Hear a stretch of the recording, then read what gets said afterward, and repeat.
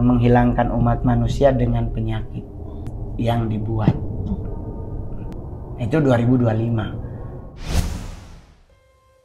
Solois musik indie Hindia beberapa waktu lalu dituding memperagakan aksi panggung yang kental dengan unsur sesat.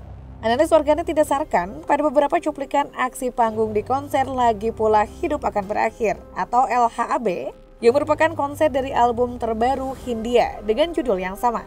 Hasil sejumlah unggahan viral di video TikTok alias VT, warganet menyebut jika musisi 29 tahun itu menyelipkan ajaran sesat dan Illuminati dalam konser dan lagunya yang dihelat pada medio November lalu. Dengan tersebut misalnya, dengan adanya sosok patung bersayap malaikat, mengangkat dua jari yang disamakan dengan Baphomet.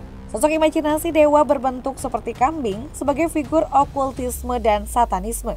Apakah benar Hindia yang kini terbukti laris manis memang adalah pemuja makhluk kegelapan, seperti deretan artis lainnya demi mencapai ketenaran?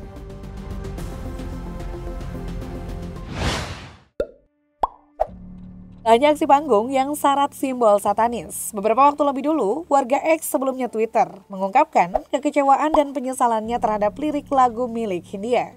Salah seorang netter menyebutkan jika penggalan lirik lagu milik Hindia pada lagu bertajuk Matahari Tenggelam sudah kelewatan. Salah satu penggalan liriknya mendoakan semua orang masuk neraka. Isu ini segera menimbulkan polemik. Ada yang kontra, ada pula yang memaklumi. Ku doakan kita semua masuk neraka. Beberapa penggemar membela Hindia dan menyebutkan jika hal tersebut kemungkinan hanya sebagai seni atau gimmick belaka. Menanggapi riuhnya komentar panas terhadap dirinya, Hindia lantas menjelaskan cukup gamblang. Menurutnya, tema konser yang disarikan dari album Lagi Pula Hidup Akan Berakhir tersebut memiliki 4 topik besar yang jauh dari satanisme, yaitu keresahan terhadap inflasi, perkembangan teknologi, politik, dan krisis iklim. Adapun malaikat maut sebagai salah satu elemen estetika, menurut Hindia diambil dari literatur dan mitologi Four Horsemen of the Apocalypse sebagai perumpamaan dari malaikat-malaikat yang pernah dianggap baik namun membawa petaka.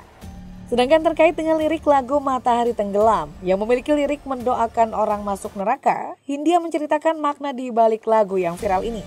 Matahari Tenggelam menurutnya merupakan lagu tentang cyberbullying dan penggalan lirik kudoakan kita semua masuk neraka. Merupakan kiasan ekstrim yang menggambarkan rasa sakit hati ketika pria bernama Asli Baskara Putra itu merasakan cyberbullying yang menyudutkan dirinya di internet. Ia ingin semua orang yang menjadi tukang rundung merasakan sakitnya neraka yang dirasakannya setiap kali dicerca ramai-ramai. Kita semua masuk neraka.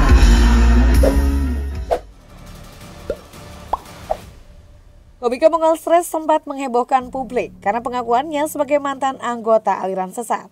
Mongol mengaku pernah jadi pemimpin gereja setan yang tergabung dalam perkumpulan satanik Indonesia. Apakah ia sudah benar-benar menjadi mantan anggota dan taubat nasuha? Atau hanya sekedar sosok kambuhan? Pada awal 2023, pernyataan Mongol Stress soal misi dari sekte satanik pada 2025 mendatang memantik atensi warganet. Dalam sebuah video yang viral, Mongol menyebut salah satu misi sekte satanik di 2025 yaitu menghilangkan umat manusia dengan penyakit yang dibuat oleh mereka. Mongol mengetahui informasi tersebut, bukan berarti ia masih menjadi bagian dari aliran sesat. Demikian yang tersirat dari pernyataannya kemudian.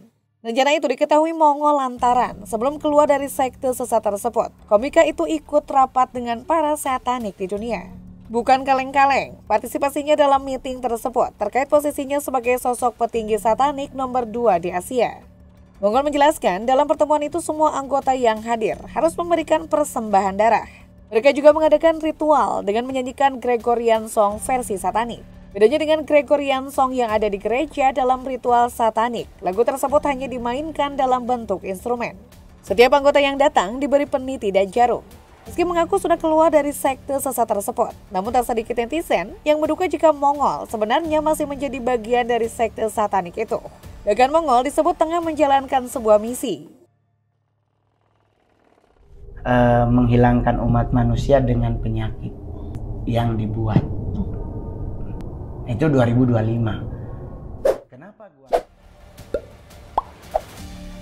Saat mengikuti ajang Miss World 2009 di Afrika Selatan, Pemenang Miss Indonesia 2009, Karenina Sani Halim, malah ramai diberitakan di tanah air sebagai bagian dari keanggotaan sekte sesat berkedok aliran religius Children of God. Keanggotaan Karenina disebut-sebut menurun dari ibunya yang berasal dari Montana, AS. Ibunya disebut adalah anggota sebuah gerakan bernama The Family International. Dugaan itu muncul setelah wawancara Karenina dengan The Jakarta Globe tahun 2009.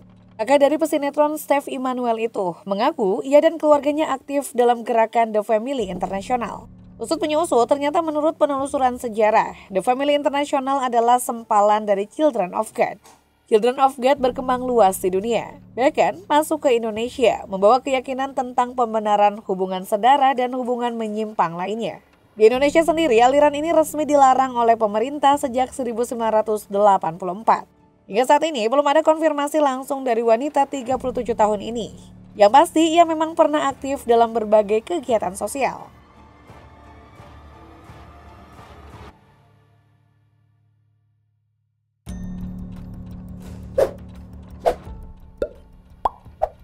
Seolah menggenapkan rekor kontroversialnya, YouTuber yang kerap bermasalah ini mengaku pernah ambil bagian dari sekte pengikut setan. Sebelum berlabuh pada dunia sesat tersebut, Eric Olim melakukan pencarian jati diri dengan kerap berpindah agama. Tapi yang ia dapatkan adalah rasa kecewa terhadap Tuhan, hingga pada akhirnya ia terjerembab masuk aliran satanis. Terlahir sebagai pengikut Nasrani dan mendapat nama baptis, seleb internet 30 tahun ini juga pernah menjadi seorang muslim. Namun saat menjadi mu'alaf, ia merahasiakan hal tersebut. Hal itu lantaran keluarganya taat agama, ibunya bahkan seorang gembala gereja. Tapi ternyata bagi mantan kekasih Jessica Jane ini, kehidupan beragama tidak sejalan dengan pandangannya. Keraguan dan kekecewaan itulah yang menjadi alasan kenapa Eriko sempat menjadi pengikut sekte satanis. Dia yang pernah heboh karena skandal perselingkuhannya itu, bahkan mengaku sempat hampir menjual jiwanya ke seseorang untuk meminta pertolongan. Tentunya hal itu urung ia lakukan. Namun kini kesesatan itu hanya jadi masa lalu. Belakangan ia mengaku berupaya menjadi seorang pemeluk Kristen yang taat. Pertobatan itu terjadi setelah Eric Olim bebas dari Hotel Prodeo.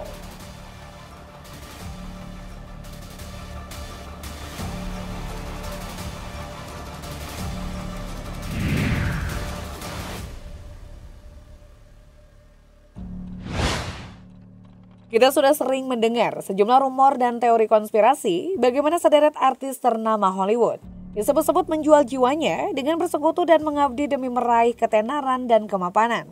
Fenomena ini memang belum cukup populer dialamatkan pada insan industri hiburan tanah air.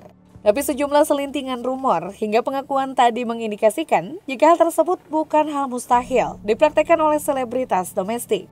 Yang paling lazim beredar di masyarakat kita adalah praktik pesugihan yang tak ada bedanya sebagai pengikut sekte sesat.